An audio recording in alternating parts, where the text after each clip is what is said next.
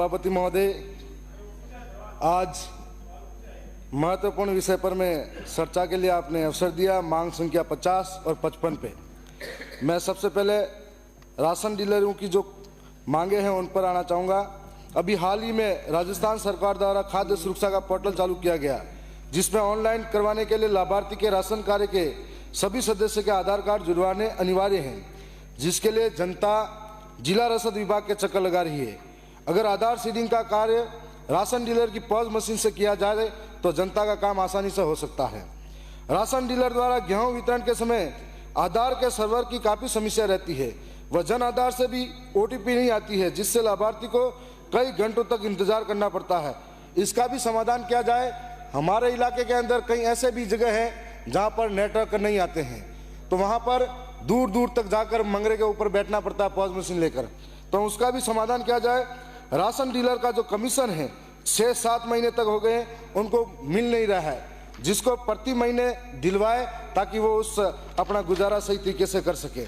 Ration dealer को राज्य व केंद्र सरकार द्वारा कुल 137 रुपये प्रति क्विंटल दिया जाता है, प्रस्तावित है, जो कि नहीं मिलता। कुल 137 में से 10 रुपये पॉज मशीन की कटौती, 5 रुपये पॉज मशीन मेंटेनेंस, 4 रुपये वजन करने का काटा कटौती करते हैं, और यह कटौती काफ़ी लंबे समय से करते आ रहे हैं। यह कटौती बंद कराई जाए एवं पूरा कमीशन दिलाया जाए। राशन डीलर को गेहूं में 2% प्रति क्विंटल सीजत दी जाए, क्योंकि एक FCI से जो गेहूं आता है उसमें तोल काफ़ी कम बढ़ता है।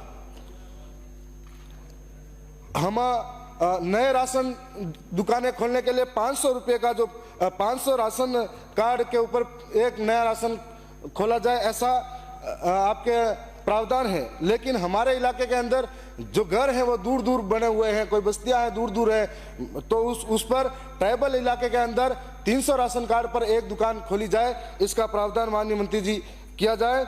अभी हाल ही में राज्य सरकार द्वारा 1 लाख या अधिक वार्षिक आय वाले लाभार्थी को गिव अप अभियान में हटाया जा रहा है, जबकि एक मजदूर भी अगर 300 रुपये कमाकर इकट्ठा करेगा तो एक साल में 1 लाख से ऊपर कमाएगा। तो इसको 2.5 लाख से अधिक किया जाए ताकि सारे लोग इसमें आ सके। और हमारे इलाके में एक छोटी बड़ी समस्या ये भी है कि कई बार कुछ लोग, सब नहीं होते हैं, कुछ लोग होते हैं जो पर्ची पकड़ा देते हैं 2 महीने 3 महीने में बाद में उनको देते हैं। तो ऐसे लोगों पर भी कार्रवाई करने की ज़रूरत है।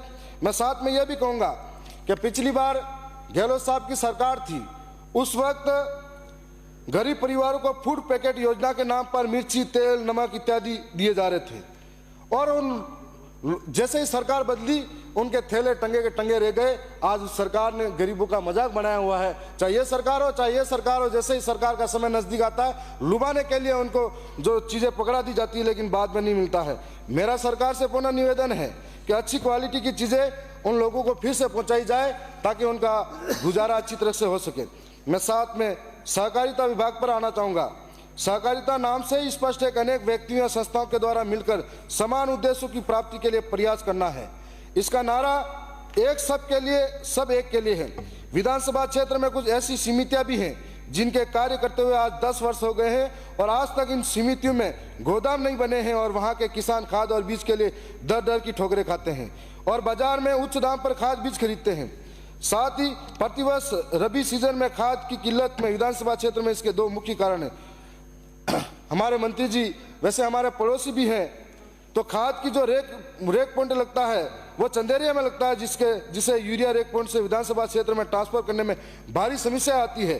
तो इसको रेक पॉइंट दरियावाद से लगभग 120 किलोमीटर की दूरी है, तो वह वाजिब भाड़ा वगैरह नहीं मिलता है, तो बहुत सारे गाड़ी नहीं लगाते हैं। इस रेक पॉइंट को चंदेरिया और निम्बाहेड़ा में भी किया जाए ताकि हमारे आसपास के इलाके में नज़दीक होगा, और मंत्री जी हमारे इलाके के नज़दीक है तो उस इलाके के लिए सोचेंगे भी, मुझे पूरा विश्वास और भरोसा भी है। दूसरी समस्या यह है कि समितियों में खाद तो आता है, पर खाद के साथ में नैनो यूरिया और अन्य तरह की चीज़ें भी पकड़ाई जाती है। तो किसानों को जब तक नैनो यूरिया के उपयोग के बारे में मालूम नहीं पड़ेगा तब तक वो इस्तेमाल ही नहीं करेगा, तो जिससे समितियाँ भी डरती हैं कि हमारे ऊपर आर्थिक भार बढ़ जाएगा तो हम लोग ये खाद लाए या नहीं लाए। तो आप इस तरीके से सभी सहकारी समिति को अगर पाबंद करेंगे तो खाद की किल्लतें कम पड़ जाएगी। इसके लिए और साथ में दूसरी समस्या यह है कि समितियों में खाद तो आता है, पर खाद के साथ में महोदय सरकार की योजनाओं का धरातल पर क्रियान्वयन समिति द्वारा ही किया जाता है, परंतु आज टीएसपी क्षेत्र में समिति में कार्यरत कार्मिकों की दयनीय स्थिति है। समिति में लोन वितरण के अलावा और कुछ कार्य नहीं है, जिससे समिति मैनेजर को वेतन लेने के लाले पड़े रहे हैं। मेरा निवेदन है कि अन्य विभागों की तरह प्रदेश की ग्राम सेवा सहकारी समिति में कार्यरत कार्मिकों का नियुक्त कैडर निर्माण किया जाए, जिससे सहकारी समिति में कार्य को भी पारदर्शिता आएगी और इतने वेतन की समस्या दूर होगी। माननीय सभापति महोदय, मेरी पार्टी से 4 में से एक ही सदस्य बोल रहा है, तो 1-2 मिनट तो एक्स्ट्रा मिलने चाहिए। प्रत्येक समिति को राशन वितरण का कार्य दिया जाए ताकि राशन के कमीशन में भी आर्थिक रूप से सक्षम होगी। साथ ही टीएसपी क्षेत्र में किसानों की जोत छोटी होती है और प्रदेश के अन्य क्षेत्र में जोत बड़ी होती है, परंतु सभी किसानों की ऋण साख की सीमा एक जैसी बन रही है, जिसमें कि टीएसपी क्षेत्र के छोटे किसानों को सही लाभ नहीं मिल पा रहा है। टीएसपी क्षेत्र की ऋण साख सीमा को 1.50 लाख से बढ़ाई जाए ताकि किसानों को आर्थिक संबल मिल सके। दरियावत की उप तहसील मुंगाना की दरियावत की कोऑपरेटिव बैंक से दूरी 25 किलोमीटर है। किसान को बैंक के कार्य के लिए 25 किलोमीटर आना जाना पड़ता है, जिससे उसका समय और धन दोनों ही खर्च होता है। उप तहसील मुंगाना में कोऑपरेटिव बैंक की नई ब्रांच खोली जाए और ताकि आसपास के किसानों के कार्य से सुगमता हो। साथ ही विधानसभा क्षेत्र के भबराना, लसाड़िया और दरियावत में क्षेत्र में नई लैंप्स का गठन किया जाए। दरियावत क्षेत्र की समितियां वचपुरा, नाट, जडोली, जिनका पंचायत पंजीयन 2015 में हुआ और मेरे गृह पंचायत भांडला में भी वर्ष 2022 में लैंप्स का गठन हुआ है, परंतु विभाग द्वारा अभी तक गोदाम के लिए ना ही जमीन उपलब्ध कराई गई है और ना ही गोदाम के लिए राशि। साथ ही दरियावत लैंप्स का वर्ष 1976 में बनी, जो कि ब्लॉक मुख्यालय की समिति है, जिसका गोदाम वह भी जीर्ण शीर्ण अवस्था में है। बरसात के दिनों में लैंप्स भवन के ऊपर तिरपाल लगाकर रखते हैं, फिर भी खाद और बीज भीग जाता है। इस हेतु समिति द्वारा प्रस्ताव तैयार कर विभाग की भिजवाया जाए। अभी इस पर कोई सुनवाई नहीं हो रही है। मैं 1 मिनट का समय।